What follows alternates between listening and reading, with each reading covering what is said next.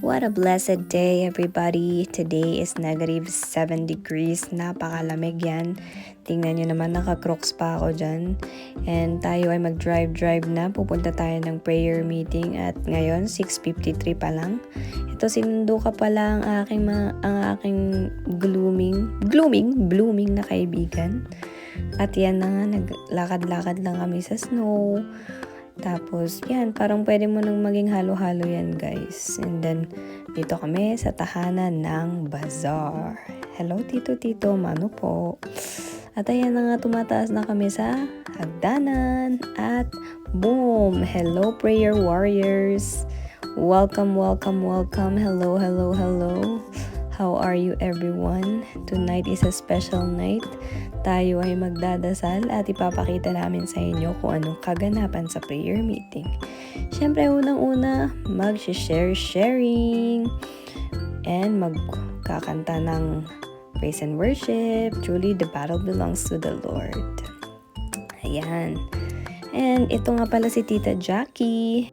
Siya nga palang naatasan na mag-share ng ating word from the Lord. At ayan, kinukwento niya lang dyan, guys, yung kwento ni Queen Esther. Kung hindi nyo siya kilala, pwede nyo namang buklatin ang inyong Biblia at basahin ang libro ni Esther.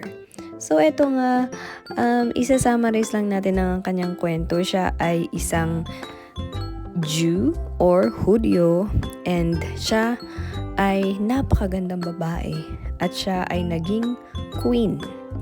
Siya ay nakita ng hari na mapapangasawa niya, kaya ayun, she was crowned as a queen for a reason.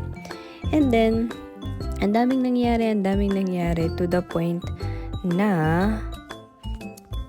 the Jews are scheduled to be annihilated. They went into prayer and fasting because of this.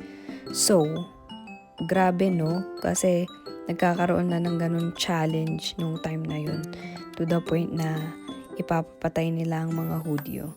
So, talaga naman si Queen Esther, siya ay may rason kung bakit siya ang naging queen. Kasi isa siyang Hudyo, pero siya din ang natatanging reyna. Kaya naman, sabi ni Esther, please pray and fast.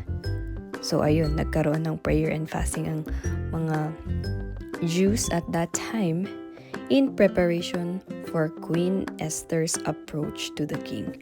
So grabe guys, no? Ito talaga yung lesson dito. In order for you to prepare for something big na kaganapan sa buhay mo, kailangan talagang ipagdasal ng at magbasa ng Biblia tulad ng ginagawa ni Tito Lloyd dyan, no? Diba?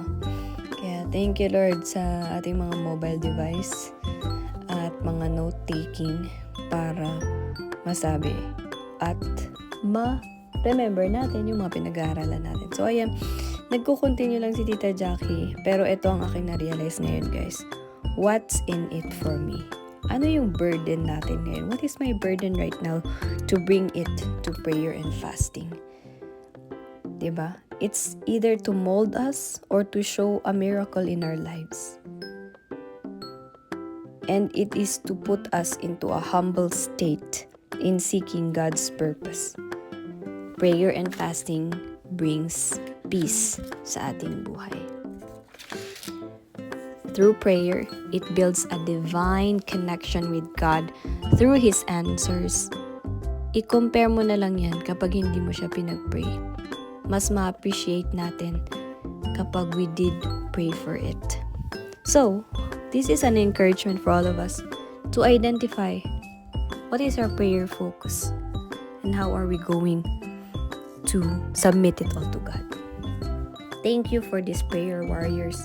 Truly, they are an encouragement to pray for the country, to pray for all the needs, to pray for other people. So, thank you, Lord, for this priority. For this purpose. Thank you, Lord, for this privilege to just pray for other people. So, ayun guys, 9:00 na dyan. So, pauwi na ako dyan. And, ayun lang. First time kong gawin to. So, good night. Bye-bye. Have a blessed night. Mwah.